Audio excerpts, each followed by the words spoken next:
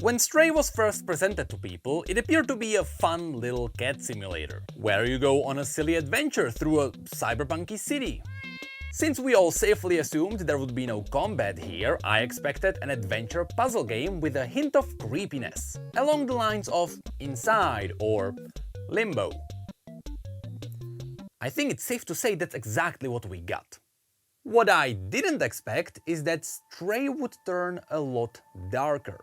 And above that, I didn't expect Stray to become my favorite piece of video game lore of 2023, beating giants like Elden Ring or God of War. And it's definitely not for the reasons you expect. So let's talk about how a single cat introduced an entire universe worth exploring.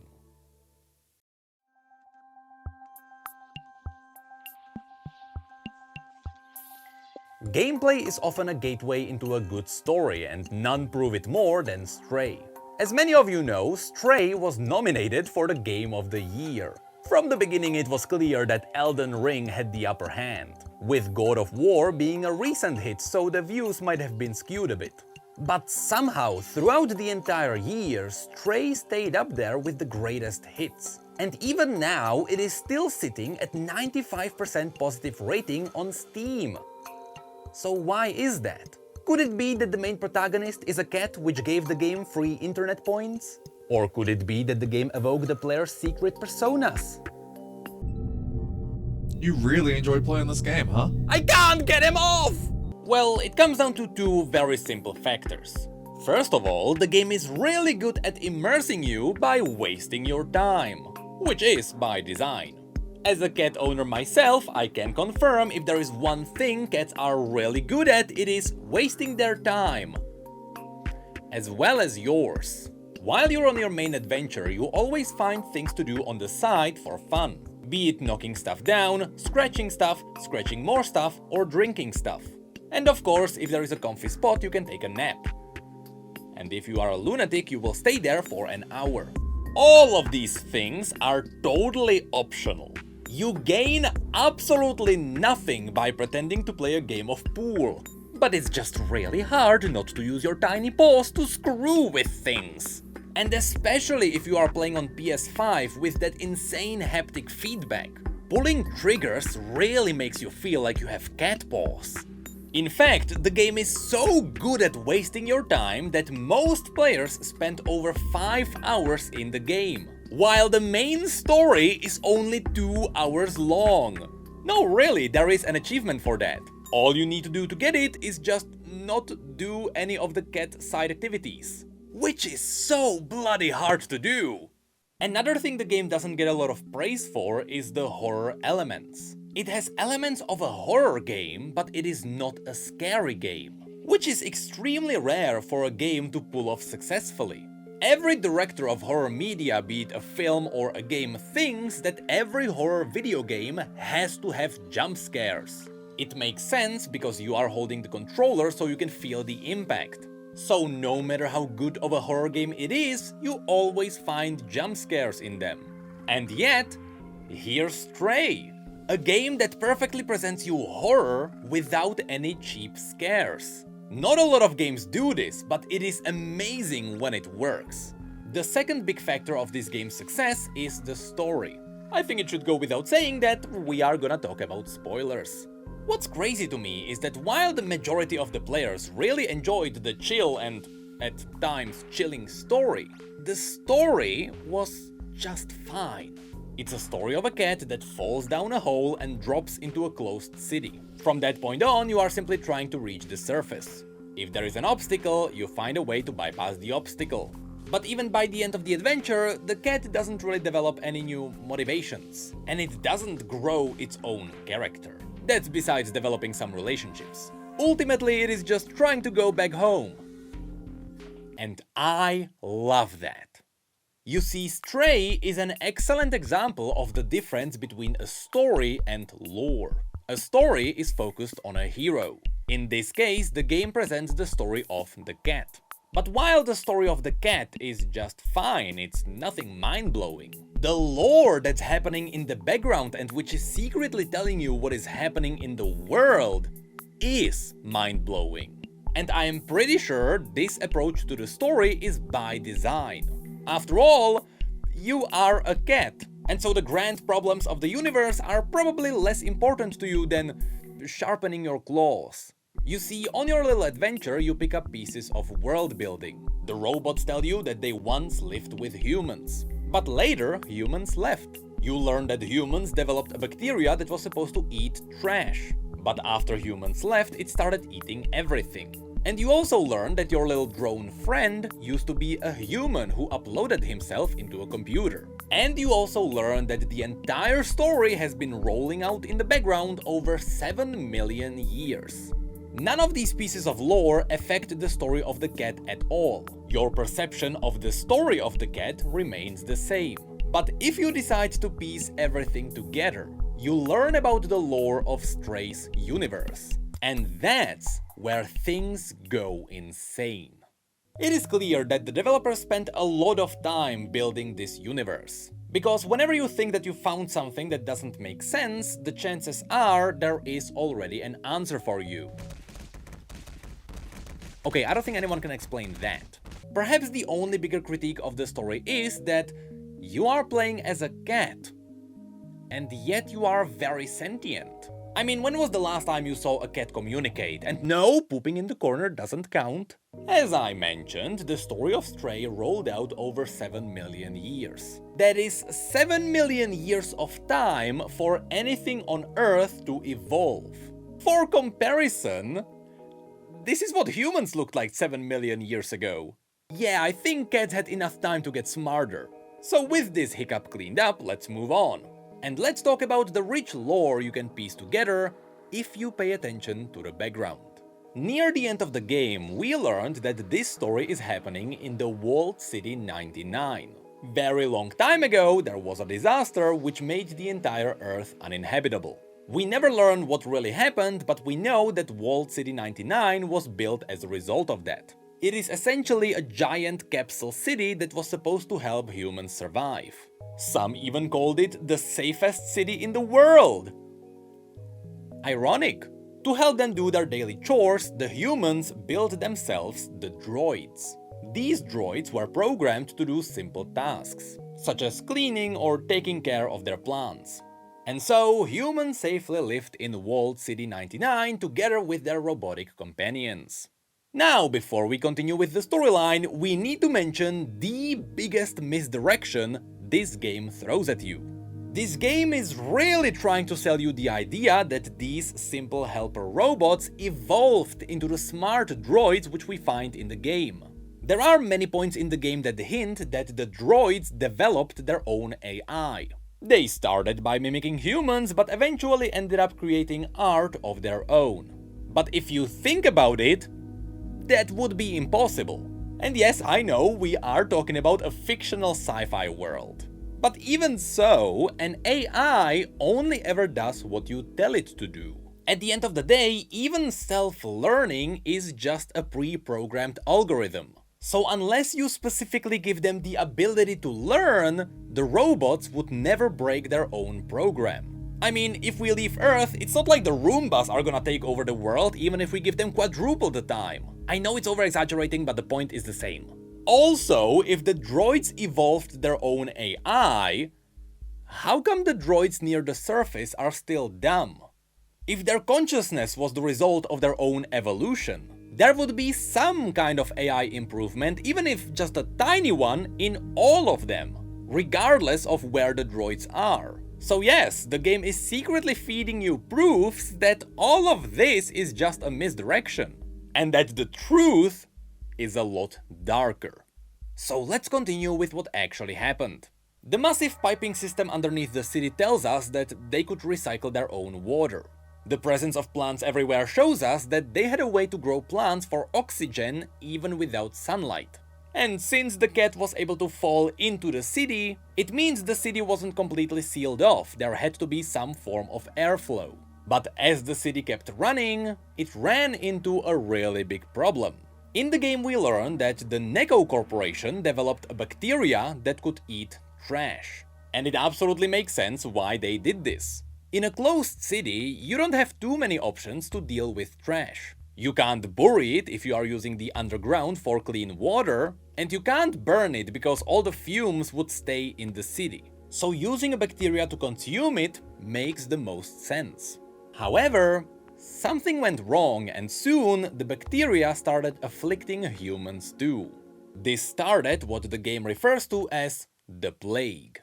It didn't matter where you were or at what level of the city you lived. The plague afflicted all living beings.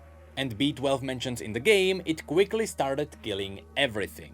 That's why, besides the cat that fell down into the city, there are no living beings. This includes animals. The only ones we know about are frogs, which you can hear in the swamps, which kinda makes sense because frogs are somewhat like roaches. They can survive a lot. And occasionally you can see pigeons, which makes sense, just like the cat, they can just fly in there. But of course, the droids, who are nothing but metal, remained unaffected, which gave humans one last chance at survival. Humans could scan their brains and upload themselves into the droids. Yes, it is extremely likely that all the sentient droids are humans. I first started suspecting this after I saw two droids refer to each other as a father and a son. Even though droids can't really have parental relationships unless one builds the other. And after this, the game gives us a lot of evidence as to what is really happening. B12 straight up mentions that he was a scientist who tried to upload himself into a droid. But in the process, the data got corrupted and he was stuck in a computer. The first time we find him, we can actually see the droid which he was trying to upload himself into. But we can also find this pod, which is where his real body would be. That is, if it was more than dust after such a long time.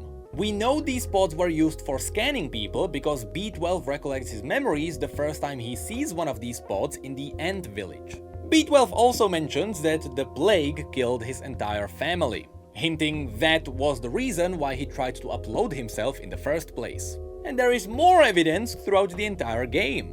Wherever you go, you can see the droids are acting like humans. They wear clothing, they show real emotions, they go to a bar and get drunk.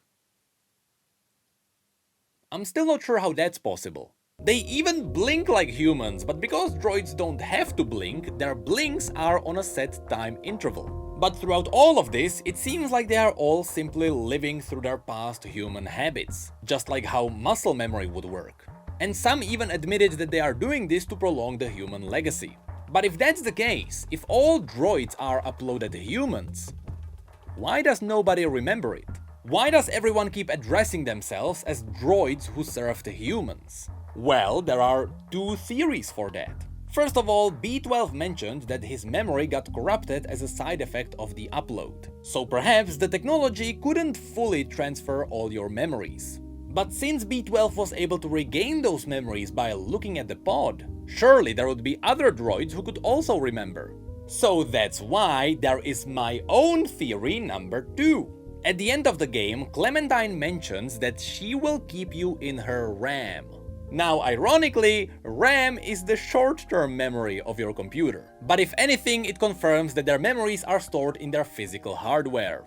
This could be paired together with an interesting twist on the idea of invincibility. In some fantasy worlds, writers give their invincible characters negative traits to make them more interesting. And sometimes it's the fact that even though a character is invincible and they can live infinitely, their mind is finite. As someone who has a bit of history with League's lore, in that universe that is exactly how Vladimir works. Vladimir can infinitely sustain his own body using blood magic, but the longer he lives, the more he forgets what came before.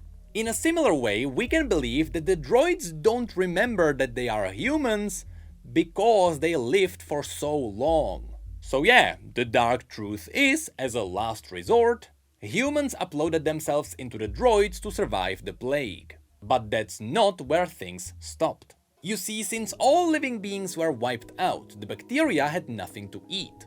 All living humans were now made out of metal. And so, as evolution would dictate it, the bacteria evolved into eating metal as well. And because metal is not easy to digest, the plague most likely did it by evolving into the Zerg, who act as the main enemy in the game. Unfortunately, that's not the only thing the plague did. As you enter the sewers during the game, you also find out the plague evolved into a hive mind. Again, explaining all of this doesn't affect the story of the cat.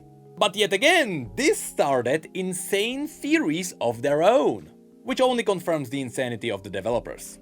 You see, based on its behavior, it seems like the hive mind is not capable of any massive movement to gain sustenance. And it seems like it is specifically using the Zerg as its hunters, similar to how ants use workers to sustain the colony. However, the Zerg have a weakness. Just like a lot of bacteria on Earth, the Zerg can be destroyed with UV light. Yeah, remember when the world thought the 2020 problems would go away with the summer? Anyway, it seems like the hive mind is aware of this weakness. And so, there is one last theory that gives this universe one more twist. And it all sprawled out of this droid. You get to meet him down in the sewers, but unlike all the other droids, this one is not being consumed, despite being caught in the very center of the hive mind. The theory goes that this droid is here because the hive mind is learning from it. Previously, humans used the droids to escape death, and now, after learning and adapting, it seems like the hive mind is trying to do the same. It is also trying to upload itself into the droids. In fact, if you walk closer to the droid, you may notice that it starts following your movement in the exact same way as the eyes of the hive mind, which proves us that the droid and the eyes are linked. And if you're wondering why the hive mind would be doing this, well, it's simple. The Zergs can't go to the sunlight. The metal droids sure can. So after possessing a few droids, the hive mind can keep growing. This is what makes the very end of the game creepy. There are currently two theories as to what happens at the very end. When you finally open Walled City 99, you can see computer screens lighting up outside the city. Some people believe it is because B12 uploaded itself into the main framework. I am totally fine with supporting this theory because when the monitors light up, your controller vibrates. And throughout the entire game, the controller only ever reacts to the cat or B12. However, now that we know that the hive mind is also trying to upload itself into the droids, it wouldn't be unthinkable if the hive mind was in the main network too. And so, in theory, it is possible that when you open Walled City 99, you also unleash the plague upon the world. Can you believe all of this is part of a game where a cat falls down a hole? And I didn't even go into the security drones that were supposed to be protecting people, but now they just hunt all droids without purpose. I love the moment near the end of the game where you lose B12 for a bit, who was translating everything for you. And for an entire chapter, you have to play through the game as just a cat. It really reminds you what the game is about. You are just a cat. The big world problems, they are still out there, but you are just a cat. And there you have it. Simply said, while the story was good, the lore this game brought to the table is insane.